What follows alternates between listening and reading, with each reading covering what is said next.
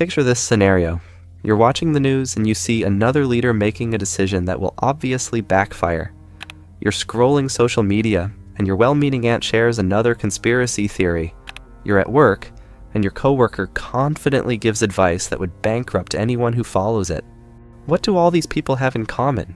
They're not evil masterminds twirling their mustaches. They're something far more dangerous. They have catastrophically poor judgment, but they're absolutely convinced they're right. Take the Chernobyl disaster of 1986. Many blame the Soviet Union's secrecy and dysfunction, and rightly so. But the true catalyst wasn't sabotage or evil intent. It was experienced engineers running a safety test they thought was harmless, supervisors pushing for production targets, and officials delaying evacuation to avoid panic. Every one of them believed they were doing the right thing, and that's what made it so catastrophic. This wasn't evil. It was something far more common and far more dangerous: sincere stupidity. Research from Cornell University shows that people with lower cognitive ability in specific domains often display extreme confidence in their incorrect beliefs, a phenomenon known as the Dunning-Kruger Effect. But what makes this truly dangerous is that these individuals don't just harm themselves. They unintentionally destabilize entire systems, often while thinking they're helping. And in today's hyper-connected world, the reach of poor judgment has never been greater. This is precisely the danger Italian historian Carlo Cipolla highlighted, that the most harmful people aren't those with evil intent, but those who unknowingly create disaster through their misguided confidence. Before we dive into the psychology behind this phenomenon, we need to understand how today's information environment has turned individual bad judgment into a global crisis. Social media algorithms don't optimize for truth, they optimize for engagement. This means the most confident, emotionally charged content gets the most visibility regardless of accuracy. A groundbreaking 2018 MIT study analyzed the spread of information on Twitter and found something alarming. False information spreads 6 times faster than true information. But here's the kicker. It's not bots doing most of the sharing. It's real people who genuinely believe they're helping by spreading important information. This pattern isn't limited to one platform. A 2019 study by New York University and Princeton found that false stories were shared 6 times more often than true ones on Facebook, especially during the election period. The Reuters Institute's research, including their COVID-19 analysis across 40 countries, shows that most misinformation isn't spread by malicious actors, but by ordinary people who genuinely believe they're helping. These aren't calculated campaigns. They're organic expressions of poor judgment, amplified by systems built for engagement, not truth. The psychology behind this is fascinating and terrifying. When people encounter information that confirms existing beliefs, their brains release dopamine, the same neurotransmitter involved in addiction. Sharing information that feels true literally feels good, regardless of accuracy. People with poor critical thinking skills become more susceptible to this neurochemical reward system, creating feedback loops where bad judgment becomes self-reinforcing. Think about your own social media experience. How often have you seen someone share an article based purely on the headline without reading the content? How many times have you witnessed intelligent people in your life fall for obvious scams or conspiracy theories when they operate outside their areas of expertise? This isn't stupidity in the traditional sense. It's systematic cognitive misalignment amplified by systems designed to exploit our psychological vulnerabilities. Now that we understand how modern technology amplifies poor judgment, let's examine the framework that explains why this pattern is so persistent and dangerous. In 1976, Italian economic historian Carlo Cipolla published what would become one of the most penetrating analyses of human decision-making ever written, The Basic Laws of Human Stupidity. His work wasn't meant as satire, It was a serious attempt to understand why intelligent civilizations consistently make decisions that undermine their own prosperity and stability. Cipolla's first law states that everyone always underestimates the number of people with consistently poor judgment in circulation. Even the most realistic among us overestimate human rationality, assuming that most people, when presented with clear evidence and logical arguments, will make reasonable decisions. We project our own thought processes onto others, assuming they'll weigh evidence the way we do. His second law reveals something uncomfortable. The probability of poor judgment is independent of any other characteristic. Intelligence, education, social status, wealth. None of these protect against systematic errors in reasoning. Self-defeating actors are distributed equally across all segments of society, from the homeless to Nobel Prize winners. This means you can't identify people prone to poor judgment by looking at their credentials or achievements. The third law defines the phenomenon itself. A person exhibits this destructive pattern when they cause losses to others while deriving no gain and possibly incurring losses themselves. This distinguishes poor judgment from mere selfishness or ignorance. A selfish person at least benefits from their actions, making their behavior predictable. Someone with poor judgment creates lose-lose situations while thinking they're being helpful. The fourth law declares that rational people consistently underestimate the damaging power of those with poor judgment. We fail to prepare for the chaos that self-defeating decisions can unleash precisely because their actions seem so illogical.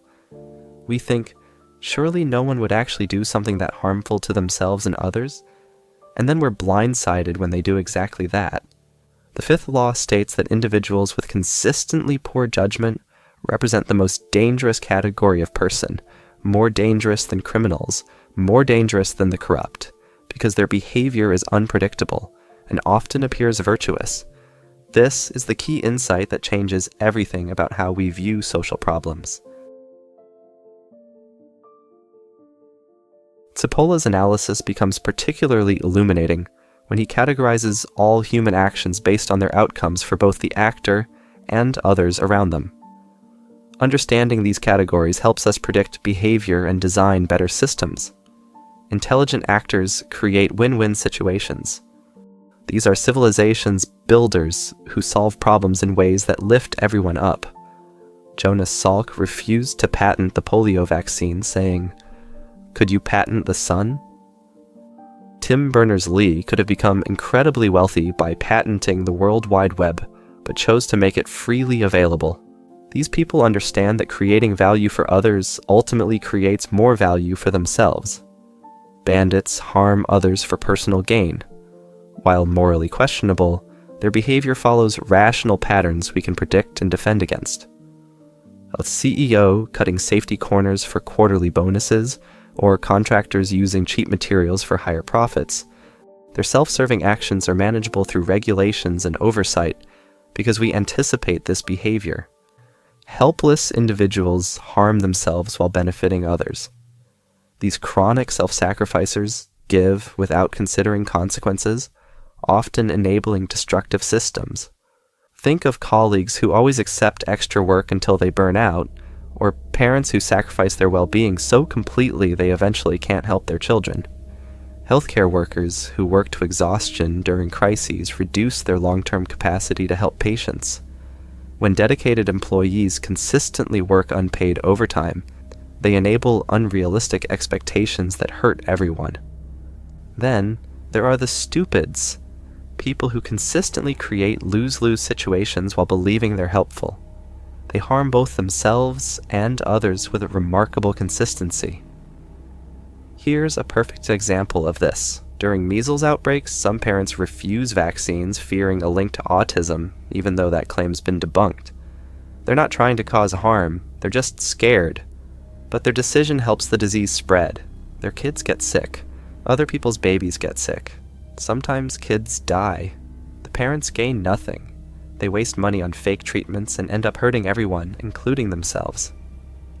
Studies on moral decision-making show people with poor reasoning abilities often make choices they genuinely believe are ethical, even when creating measurable harm for everyone involved. They lack the cognitive architecture to trace the full consequences of their actions, but possess enough moral conviction to act decisively on incomplete understanding. Here's the crucial insight.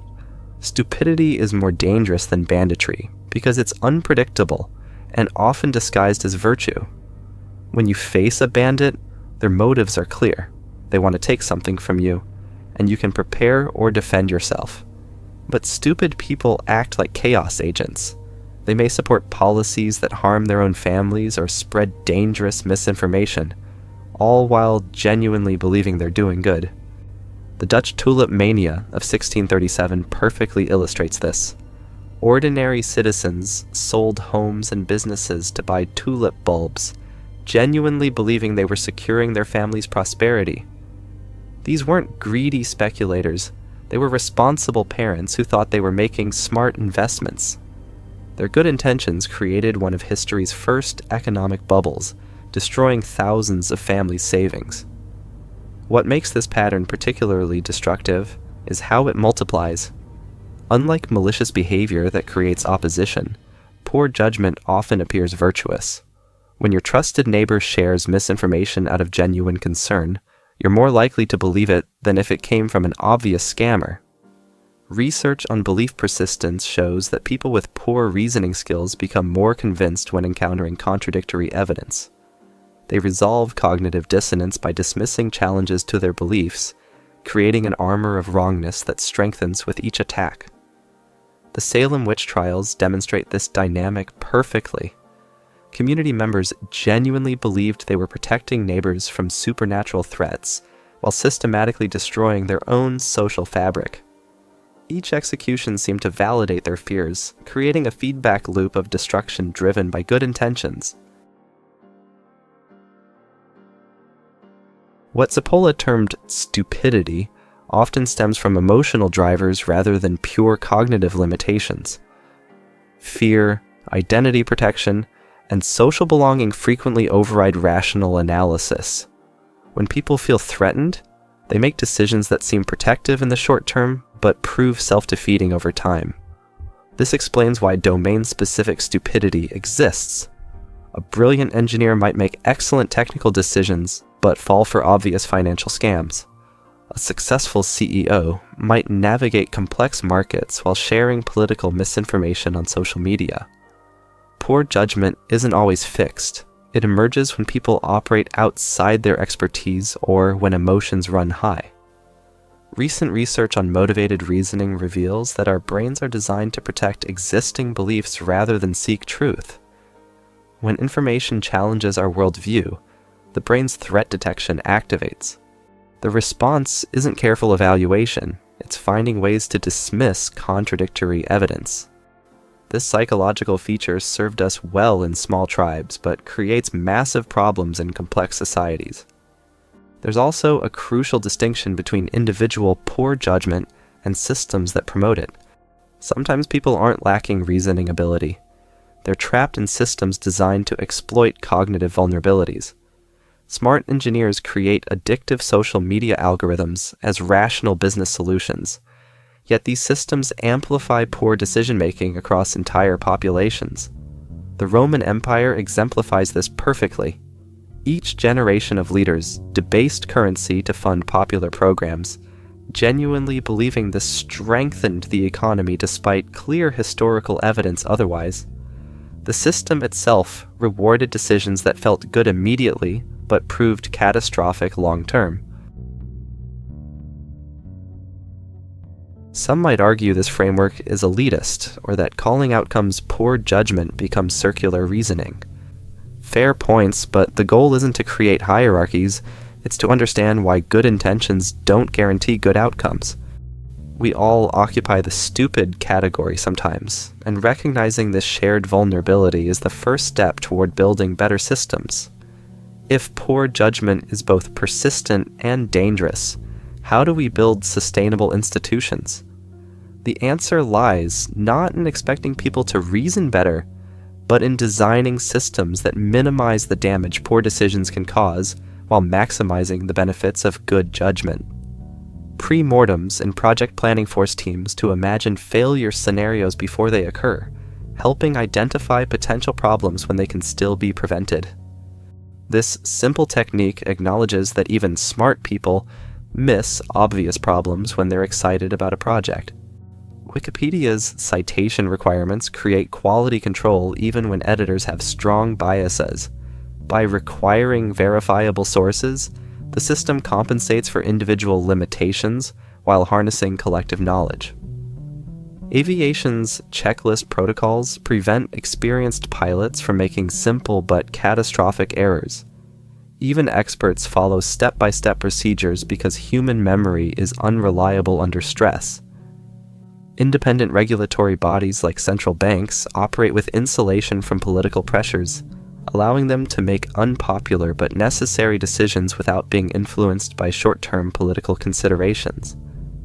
Democratic institutions themselves exemplify this approach. They don't assume voters are perfectly rational. They assume voters will often make poor decisions and build in mechanisms like separation of powers, term limits, and judicial review to prevent any single bad decision from destroying the entire system. Well-designed markets operate similarly. They don't assume perfect information or rational actors. Instead, they build in protections like bankruptcy laws, consumer protection regulations, and diversification requirements to prevent individual poor judgment from causing systemic collapse. The most important insight from Cipolla's work may be the need for intellectual humility. His laws suggest that we all participate in poor judgment more often than we'd like to admit. The people who will successfully navigate the future aren't those who expect humans to be perfectly rational, but those who understand human limitations and design around them with wisdom and compassion. This requires a kind of moral complexity that our culture often struggles with. We need to simultaneously care about people's well-being, while recognizing that decision-making abilities vary significantly. We need to protect democratic principles while building safeguards against democratic failures. We need to respect human dignity while designing systems that don't rely entirely on human wisdom. This isn't about creating hierarchies based on intelligence. It's about acknowledging human limitations and designing around them wisely. The French aristocracy before the Revolution weren't primarily evil. They were largely people who had inherited systems they didn't understand and made well-intentioned but catastrophically poor decisions that led to their own destruction and massive social upheaval. They couldn't see beyond their immediate circumstances to understand how their actions would ultimately destroy the very system that sustained them.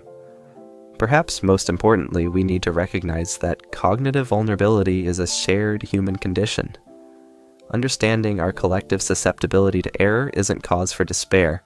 It's the foundation for building more resilient and compassionate institutions.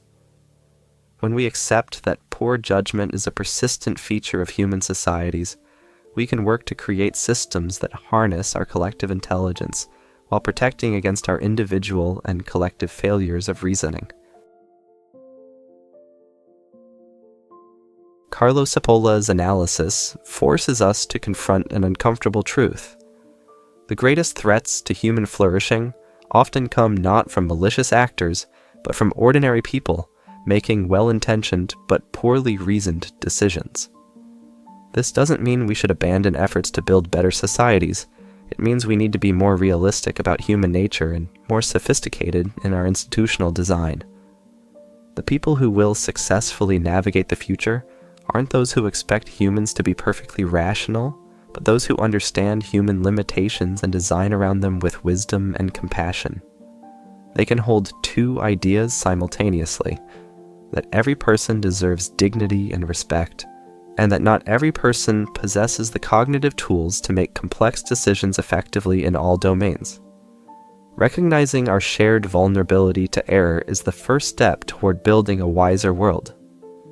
When we understand that poor judgment is a persistent feature of human societies, we can work to create systems that harness our collective intelligence while protecting against our individual and collective failures of reasoning. Think about your own experience. Where have you encountered stupidity-resistant systems that actually work? Maybe it's a workplace policy that prevents common mistakes, or a technology feature that makes it harder to share unverified information. These examples matter because they show us that we can design around human limitations without giving up on human potential. Understanding that the most dangerous people aren't evil, but simply prone to systematic errors in judgment changes everything about how we approach social problems. Once you see this distinction, you'll never view human institutions the same way again. The question isn't how to eliminate poor judgment, it's how to build systems wise enough to work despite it. And if that idea struck you, if it helped you see something in a new light, or reminded you of a conversation worth having, consider sharing this video. Wisdom doesn't spread on its own. It travels person to person. And sometimes, all it takes is one thoughtful share to strengthen a system just enough to resist a very old kind of failure.